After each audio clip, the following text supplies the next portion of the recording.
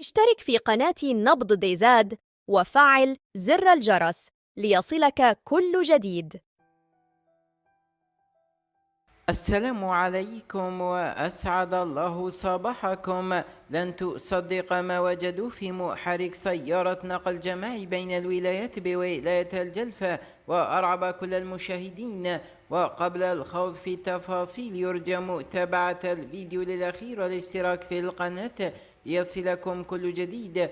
نشر أحد الرقاة على صفحته الناشطة على الفيسبوك في الساعة الأخيرة صور صادمة لسحر وضع لفتاة وعثر عليه داخل محرك سيارة نقل جماعي تعمل على خط الجلفة والبليدة، حيث أنه كلما تحركت السيارة وأقلعت شعرت الفتاة الضحية بالجنون. وقال هذا الراقي أنه قام بفك السحر وتخليص هذه الفتاة من عذابها على حد قوله.